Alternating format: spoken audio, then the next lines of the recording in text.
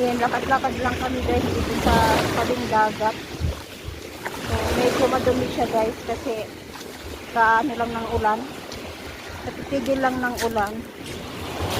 So, ayan guys. So, ano tayo sa bato.